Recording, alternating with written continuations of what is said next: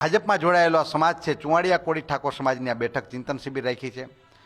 જનગણના પ્રમાણમાં 40 વર્ષથી આ સમાજનું શોષણ થઈ રહ્યું છે, વોટ બેંકની રાજનીતિ થઈ રહી છે।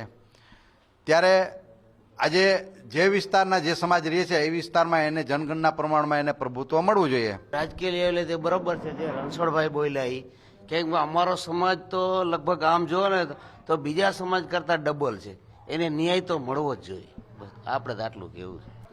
200 વર્ષ પહેલા અંગ્રેજોનું જ્યારે શાસન હતું ત્યારે આઝાદીની લડતમાં અમારા સમાજે ખૂબ સહયોગ આપ્યો અને અમને ક્રિમિનલમાં અમારા સમાજને મૂકી દીધો। ત્યારનો અમારો સમાજ આઝાદી પછી આટલા વર્ષો થયા હજી જોઈએ એટલો એને ન્યાય મળ્યો નથી અને ચૂંટણી ટાણે ગમે એ અમારાથી ઓછી બહુમતીવાળા ઉમેદવાર ચૂંટાય, બીજાને રાજકીય અને હોદ્દા મળે, અમારા સમાજની ક્યાંય નોંધ લેવાતી નથી।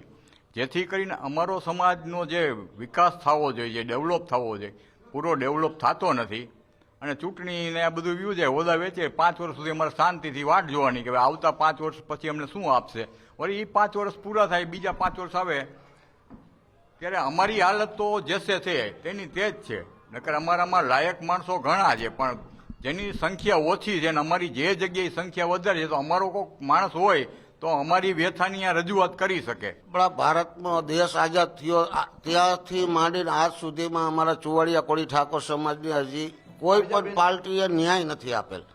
આજ સુધીમાં એક અમારે સમાજ માટે બહુ દુઃખની વાત છે કે અત્યારે હાલમાં ગુજરાતમાં અમારો કોઈ ધારાસભ્ય નથી। કુંવરજીભાઈ છે કોળી સમાજમાંથી, કુંવરજીભાઈ છે એ તળપદા કોળી સમાજમાંથી આવે છે।